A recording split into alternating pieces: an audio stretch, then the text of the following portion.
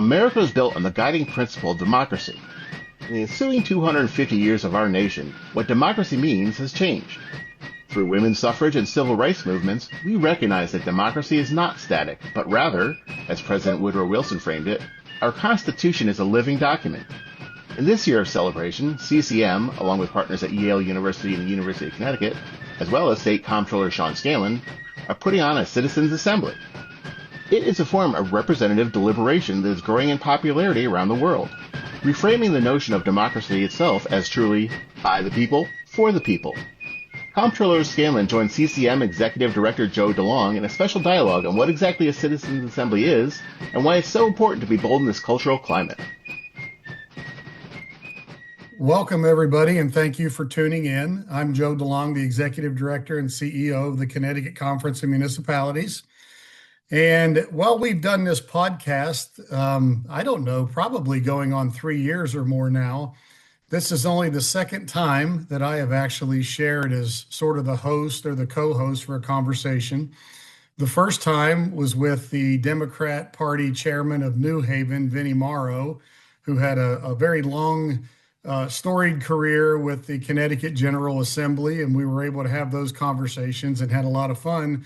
But I'm really excited to be able to sort of host this and have a conversation with our guest today, which is the Comptroller of the State of Connecticut, someone who has been, I think, a friend of towns and cities, even back when he was a legislator. He continues to be today, and someone who is going to talk about an exciting new initiative that I think fits right in the wheelhouse of a lot of the work that the Comptroller has done over these past several years. So welcome, Sean Scanlon. Sean, thank you for being with us today. Great to be on, Joe, and I'm honored to be only the second guest that you've decided to host for. Yeah, the first one I was a little afraid of too, Sean. So I'm a little more relaxed with you. I don't know if that's a good, maybe I should be afraid of you. I'm not sure. But yeah, so, I think that this is going to be interesting to a lot of people because we're doing something different. And that sort of speaks to you and your willingness to do things different. So I'm going to let you, we'll kind of come back to that in your career to this point and some of the work that you've already done to lead you into being in this space. But why don't you tell our listeners a little bit about Citizens Assemblies, how they work, what interested you about them, and maybe for you personally, what you hope to accomplish? Well, what interested me was from the first time I ever ran for state representative in 2014, I heard nothing but people coming to me and saying, we got to fix the property tax, right? And when I was a rookie backbench state rep, we were in the middle of a fiscal crisis. We were trying to, keep the lights on in the state and try to keep that from getting worse. And that was really our attention for a long time. But starting in 2017, when we passed the bipartisan budget, and in the last 8 years, we've really gotten Connecticut's fiscal house in order. And that has allowed us to sort of look beyond the purview of just balancing our budget and getting past that session to saying, hey, we've gotten Connecticut's finances restored to a great place. What is the other work that we have to do now to get Connecticut in a better place? And for me, that meant coming back to that thing that I've been hearing about for the 10 years that I've been in public office in the state, because the property tax system is something that touches every single one of our lives in some way, even if you don't own a home, right? And so for me, kind of as I wrap up my fourth year as comptroller, I'm having done 8 years in the legislature. I feel like I'm kind of in a place that I can finally make an impact on this, and I'm diving in and I'm excited about it. Yeah, so it's interesting, for an organization like CCM, we've done a lot of work in the property tax space. You're an elected official. You've done a lot of work in the property tax space, both when you were a legislator as well as now the comptroller for the entire state. But this is different, right? We don't have a whole lot of control of where people are going to go here, and that's probably a good thing. Can you talk about that a little bit? Yeah, well, I think it is a really good thing. That's why I'm so excited to do this, right? And I guess I really didn't answer your first question the way that you wanted me to. So let me take a second crack at this here, Joe, and just say that um, you and I both know that this is an issue where every few years somebody comes along and says, let's fix the property tax, right? And I think I've read all the reports, and you've read all the reports, and there's been a million blue ribbon commissions and things like that. But I think this moment is different. I think we have to be different in this moment to meet it. And the blue ribbon commissions of old just won't do anymore. People don't want to see that anymore. They're sick and tired of seeing politicians just yell about it, argue about it, put out these reports. They want to do something. And what I have always found in my career is that the answer is always easier than we elected officials think it is, and that we tend to make things harder for ourselves because of things like politics than it actually is. And so I view this as we're going back to basics, and there's no better year to do it on the 250th anniversary of the United States than to get 100 random people that look like Connecticut, that represent Connecticut in a room, giving them a ton of information to already, build on what they already know or think about the property tax, and basically sit back and let them try to work through something that politicians heretofore have not really been able to work through and find consensus on. And this idea of a citizens assembly has been done across the world, but it's never really been done at this scale in the United States of America. And I think that it's truly an exciting way for us to try to find consensus. Yes, absolutely. But then to take that consensus and give it to elected officials and say, hey, your constituents found a way to do this. You need to now find the courage to do it in your capacity. And I'm just excited to sort of take this process from an idea of me first talking to you about this, last year, to a place where by the end of this year, I want to take this to my former colleagues in the legislature, take it to the governor, and try to make sure that we get this a full and fair hearing. And I've said this before, I know you feel the same. I can't guarantee I will agree with every idea that they come up with, but what I will agree to do and what I am excited to do is to take their ideas and make sure that they get the full and fair hearing. But beyond just a full and fair hearing, I want to go a step further and actually start to fix this system that pretty much anybody you or I ever talks to on a daily basis will tell you is a broken system. So, Sean, one of the things that I think is really interesting about this is when you have, like you said, a blue ribbon commission, or even when you have an organization like ours that goes out and, procures a bunch of experts and does a lot of work and develops a report. That's sort of an insulated process, right? And when that's handed over to members of the General Assembly, it's handed over to them, I think, with a level of speculation. Or there are people who are giving us this because they have an agenda. They're trying to drive a certain agenda.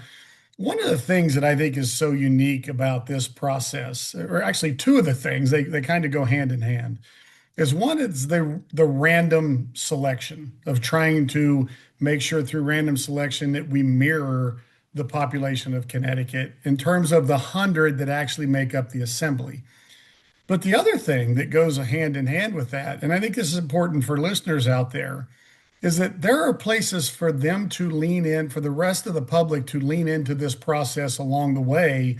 And just because you're not one of the 100 doesn't mean that you're not part of the decision-making body of the decision-making process as the assembly meets. So can you talk about that a little bit, the selection, as well as how people can be involved beyond the selection if they're Yeah. not one of those citizens? Well, it's totally like jury duty, right? So you had to randomly get this letter as the first step, and then once you've applied, there's going to be another random selection process that happens in there again to make sure we get the right people. But I think one of the things that's really important for folks listening to know is that I've been getting calls and emails from people that said, "I didn't get a letter. I want to participate," and I think we've gone to great lengths to figure out a way to incorporate those voices into this process, which I think is really important. And we're talking about further ways that we can incorporate people in the process every single day. So stay tuned for more on that. But I think what's important for I want people to know is, Joe, you were there when we did this press conference to announce this thing. I got an email from a woman that morning who had watched a story that was previewing this happening on the news later that morning. And that email that I got from that woman, I actually read it at that first press conference because it was so powerful to me that somebody who was watching the 6 a.m. news with their husband decided to get off of their couch, go over to their computer, and write me a message because they were that concerned about being able to afford to stay in their home that they did that. So I think it's important for elected officials to always be hearing from people. So if you're out there listening to this podcast and you have thoughts, you can literally email me at sean.scanlon@ct.gov. It goes right to my iPhone and I will respond to you. But just know that whether it's directly engaging with me, directly calling your state rep and state senator and say, hey, I heard about this cool thing that CCM is doing, and I think you should engage in this, or taking us up on the several ways that we will be able to ask for people's feedback besides just being in the assembly. I think what all this is building to, Joe, in my mind, I hope, is a statewide consensus that what we're doing right now is not sustainable and that we have to find the courage, whether we're Democrats, Republicans, independents, to get together, roll up our sleeves, and actually try to work on this problem. And I have two young kids, as you know, Joe, who are 3 and 6. I want them to inherit a better version of this state than me. I live in the town of Guilford right now. We have had two referendums fail in the last few weeks. And a lot of the reason for that is the same pressures that are driving other towns and policymakers and, frankly, just citizens across the entire state. This is an unsustainable system. It's not broken for one person's fault or one reason. It's broken for a number of different reasons. And the sooner we can fix this, the less long-term damage we will continue to do to the affordability perception that this state is in tough shape, and we'll be able to figure out a sustainable way for us to grow the state, which is something we have to do after that fiscal crisis. That's just step one. Step two is we now have to grow the state. And the way to do that, I think, is to make it more affordable. And there's no way we can do that without fixing the property tax system. So, Sean, you mentioned having two young kids. For those who don't know, you also did a pretty cool schoolhouse rock rendition, I guess, of how a bill becomes law. Yeah. Can we expect like a Citizens Assembly schoolhouse rock version coming out at the end of this of all of the ideas and that sort of thing? That was a really cool and somewhat brave thing that you and your wife put together, and would love to see Yeah. more of that. It was a funny time during COVID, right? Like the first 2 or 3 weeks of COVID, and a parent wrote me an email when I was a state rep and said, "Hey, like I'm dying for things to do with my kids. There's no school. Would you ever want to talk to some kids about how a bill becomes a law?" And my wife and I did this funny thing together, which for a state rep went about as viral as you could at that moment. But listen, yeah, I think my job as the comptroller and the youngest person to ever have this job, I've tried to make my priority to be making what I do more accessible to people. People hear comptroller and they think, oh my God, a lot of math, a lot of numbers, a lot of wonky stuff. But what I do is germane to everybody in the state. And if I can take what I do and break it down for different kind of people, I think I'm doing my job right. This Citizens Assembly is the larger version of that, right? Which is to say, hey, this is something that pisses everybody off in the state, but you don't have to know what to do about it to have a thought about it. And if you have a thought about it, then you can be involved in the solution to fixing it.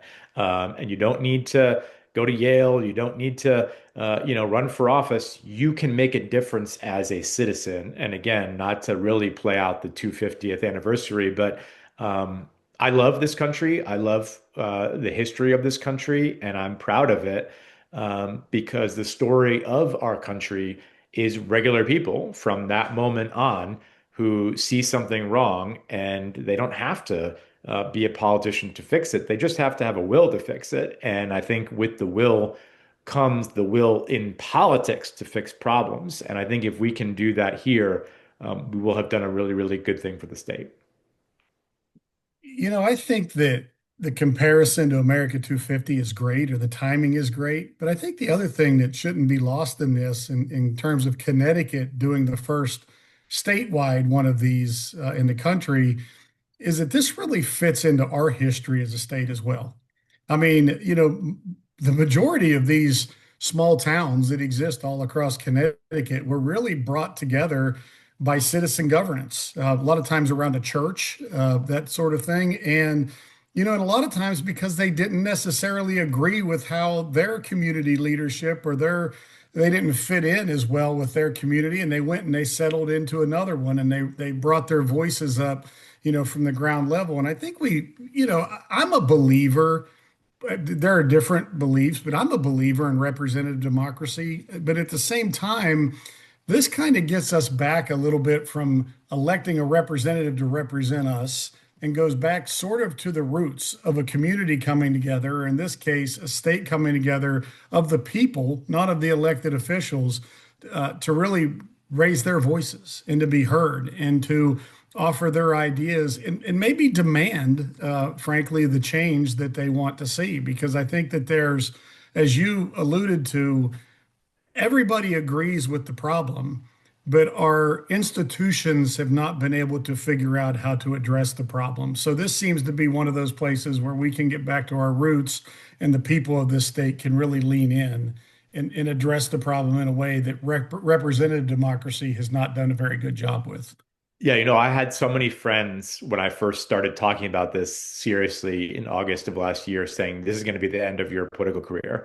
And I hope they're wrong, but I think they're wrong because I think there's this perception that this is too hard and too toxic to figure out. And in my career, both in public life, in my private sector career, working at Tweed Airport, another place that people thought was this intractable problem that you could never figure out. Half the battle is just showing up, and the rest of the battle is just sitting down and listening. And I think if you do both of those things, you can prove, and I hope that my career has proven, and this is the ultimate thing that I would hope to prove to people, is that some of these things that you perceive to be so hard and impossible are actually just hard and impossible because people think that they are, not because they actually are. And so I'm not saying this is going to be easy. I'm not saying that we're going to, walk in there on day one and everyone's going to say, hey, here's the solution and we just got to go do it. There'll be a lot of trials and tribulations along the way, but I do think that we can fix this system, and I certainly think that we can make it better. And I think that that's what excites me so much to be working with you, Joe, on this, and with a bunch of other folks, and with regular people, because I think at the end of the day, somebody said to me, why are you doing this? Why don't the people just do their jobs?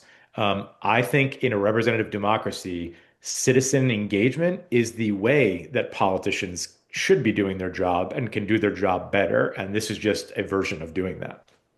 It certainly hands the keys back to the bosses a little bit. Absolutely. You are listening to the Municipal Voice on WNHH 103.5 FM.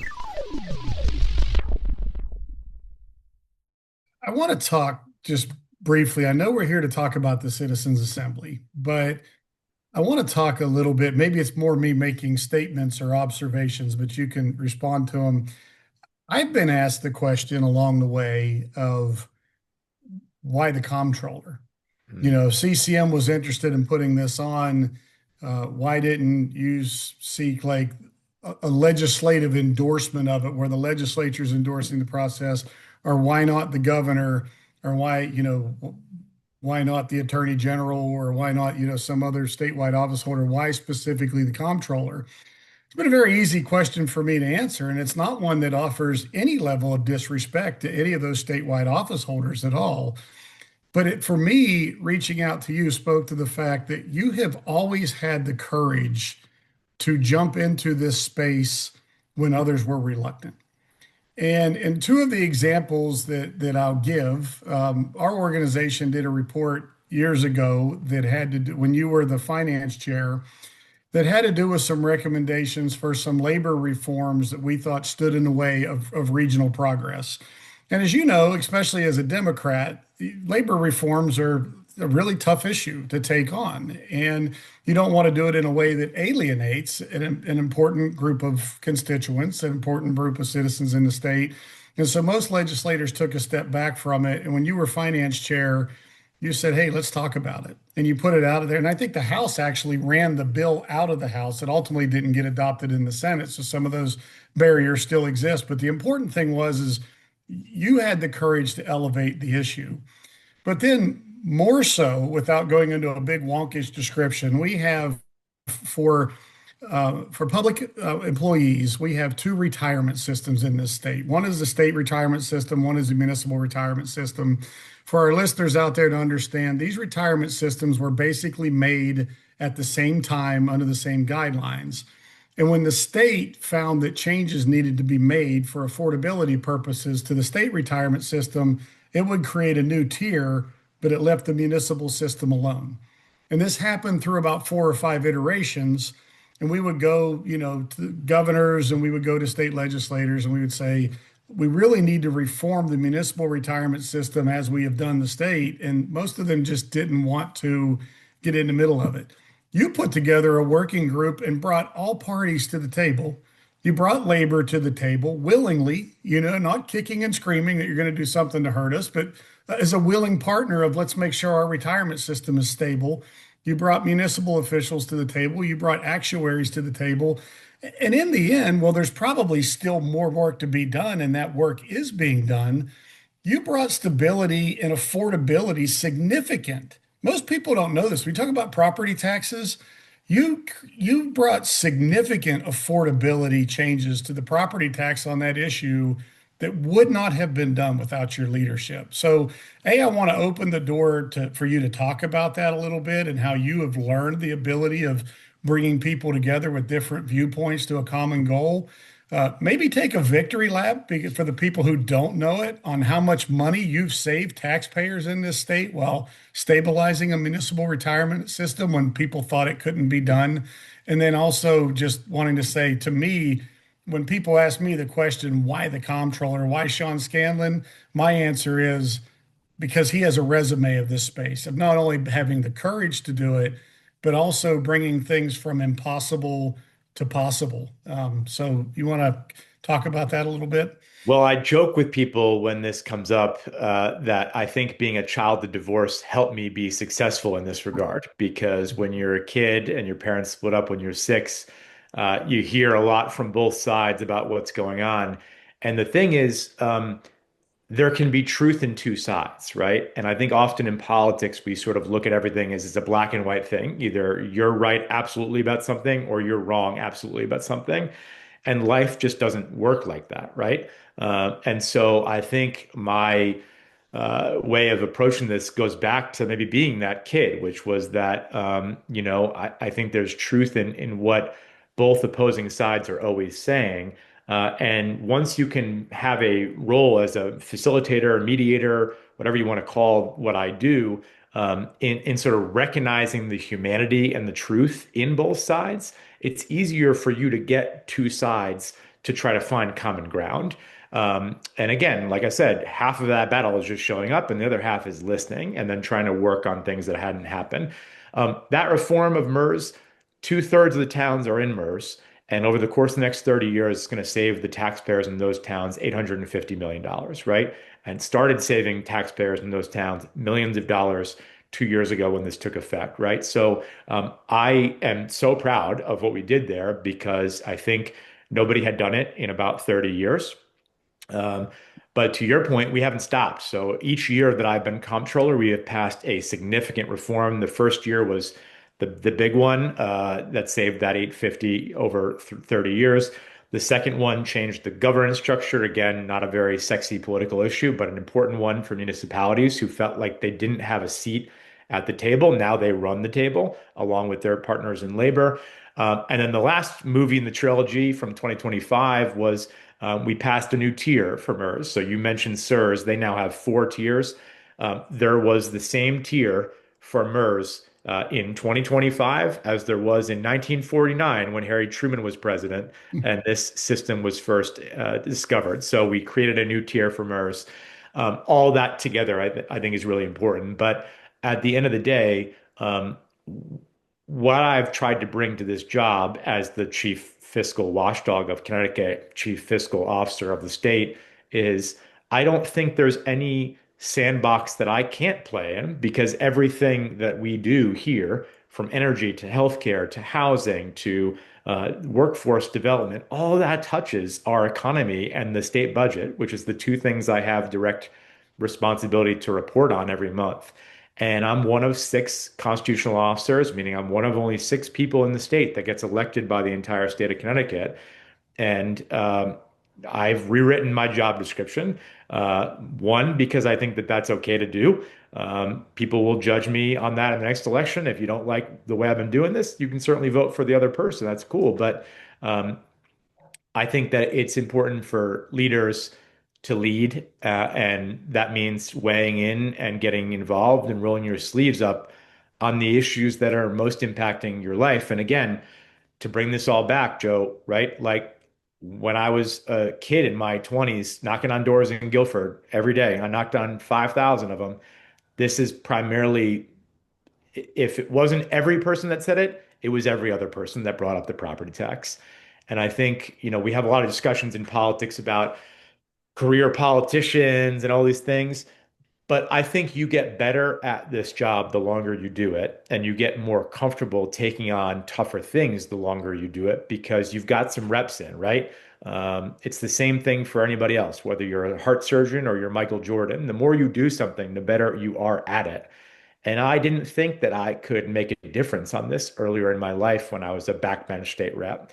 I feel like I can make a difference now with the profile that I have and with the lessons I've done going through things like MERS, going through the airport, and I'm going to give this a shot. And I don't know what's going to happen, but I'm excited about giving it a shot. I know that from CCM's perspective, we're certainly excited that you're doing it. And one of the reasons why we're so excited that you're doing it is not about the outcomes. Yes, we absolutely, and I like everybody wants an outcome that does something to get us into more affordability in a stronger system. But the process itself, and part of that process of just educating each other, learning from each other, understanding why the system has the challenges that it has. I think that if this thing came out on the other side and there was not a single recommendation that made a difference, which I believe there will be, frankly, but if there wasn't, but those 100 citizens walked out of there and went out into their communities and really understood the structure of the property tax, how it's different in Connecticut, why it is what it is, and what drives those costs. I think there's a real benefit of that as well, because that is educating the electorate so they can continue to drive change. Because no matter what happens at the end of this process, as you well know, Sean, no matter what recommendations they come up with, and even if all of those recommendations are implemented, the end game of this is not the ending, it's a beginning, because it's a process that has to continue the communities understanding it. In that regard, I want to ask you, and there could be various opinions here, and I'm not, asking you as a test to like pass the test and ramble them off. But if I am a citizen coming to the table to work on property taxes, to be a part of this process, can you give us an idea of what you think from your seat are some of the major drivers? It's not an opinion of whether it's good or bad, but some of the major components Yeah. that they're going to have to learn about and take on to really make a difference. Well, let me just say on your underlying point though, that's what I'm so excited about this with, because I think there's a lot of people, most people probably in our society, both in Connecticut and nationally, have sort of lost faith in government's ability to solve problems anymore, right? Because they turn on the news, they get alerts on their phone, they see things on social media, and they just say, man, like we are really far apart. I actually think that that's not so true. I think you're hearing loud voices on extremes of both sides that seem to dominate the conversation. But at the end of the day, I think most people do still want us to work together. And I think we still can solve problems. We just have to take back the narrative that right now you can't. So that's what excites me most about this. I think in terms of the actual issues, in my mind, the question really comes down to a couple different things of number one, is this the best way to finance municipal governance, right? The current system we have, is that the best way? I think most people would say it's not. And then the follow-up question is, okay, if it's not, what is the best way to do it? There's a lot of other states out there and municipalities out there that do this quite differently than Connecticut does. And I think what we're going to spend some time on is thinking about that and working through that. And then the second thing is, what is the thing that we could do to do something that gets us closer to the system that we all think is the one we need, right? And what are the policy changes that have to happen to make that happen, right? Again, we don't need to necessarily reinvent the wheel here. We just need to look at other places for other examples of what they have done to successfully answer some of these questions. And I have to say, which is important to say, these are both Democrat and Republican ideas, right? There are states that have regional forms of government that are run by Republicans, and some of them are run by Democrats. There are different forms of revenue and how that revenue gets collected in states run by rock red MAGA Republicans and states run by far left Democrats, right? So no one party owns these things. These are not partisan ideas. These are things that are accepted as common sense, good ideas in other places. And we just want to have a thorough discussion of those things in this context to then perhaps give those as consensus ideas to the legislature of how we can make, if this is the right system, how can we make it fair? If it is not the right system, how can we replace it with a better system? And at the end of the day, the outcomes for both those things, in my mind, are the same, which is let's put together a plan that helps the state grow. And for me, that means that it's more affordable.